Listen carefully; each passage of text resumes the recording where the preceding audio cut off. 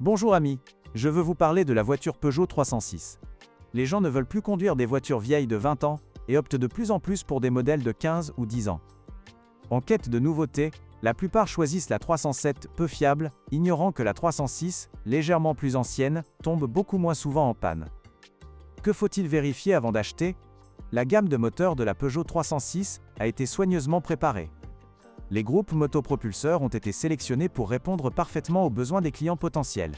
Les moteurs essence en cycle mixte consomment entre 7 et 10 litres/100 km. Les diesels sont légèrement plus sobres et se contentent même de 6 litres 100 km. Cependant, les modèles diesel affichent une consommation plus élevée et nécessitent donc des interventions plus fréquentes chez le garagiste. Le moteur 1.9 TD est celui qui pose le plus de problèmes lors de son fonctionnement, les pannes affectant, entre autres, le turbocompresseur et d'autres composants accessoires. Par exemple, les bobines d'allumage et divers capteurs tels que le capteur de position du vilebrequin. Le moteur atmosphérique résiste parfaitement à l'épreuve du temps, mais aucun de ces moteurs n'est particulièrement performant en termes de performance ou de dynamisme. La version HDI garantit des performances nettement supérieures et une consommation de carburant réduite, même s'il faut compter avec les pannes typiques des moteurs diesel. La voiture a déjà quelques années, son kilométrage est donc conséquent. La bonne nouvelle est qu'il ne possède ni volant bimasse, ni turbocompresseur à géométrie variable, ni filtre à particules. Que vous choisissiez un moteur essence ou diesel, la pompe à carburant, l'alternateur ou le démarreur peuvent, entre autres, tomber en panne. Il est également important de prêter attention aux fuites d'huile moteur et de remplacer immédiatement la distribution après l'achat.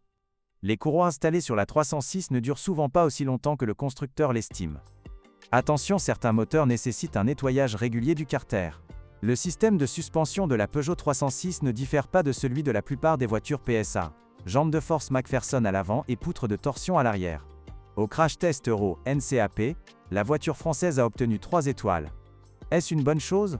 En moyenne, à la fin des années 90, des concurrentes comme la Renault Mégane ou la Volkswagen Golf 4 obtenaient de meilleurs résultats, la Corolla était très similaire et les scores bien moins bien. Défaut typique. Plus vous attendez pour réparer, plus le coût de la réparation risque d'augmenter considérablement.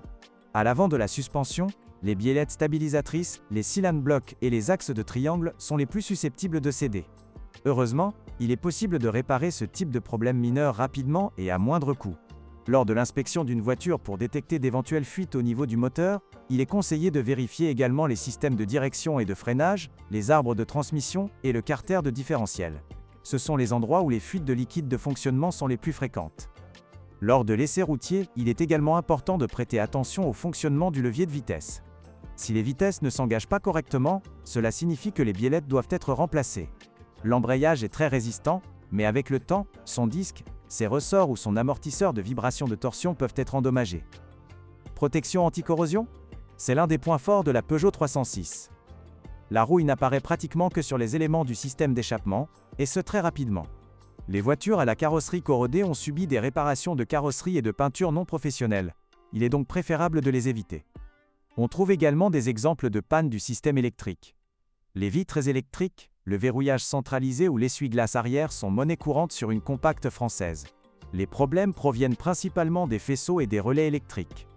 Outre son design, la 306 se distingue par ses prix attractifs sur le marché de l'occasion et ses faibles coûts d'exploitation, à condition de ne pas tomber sur un diesel trop fatigué.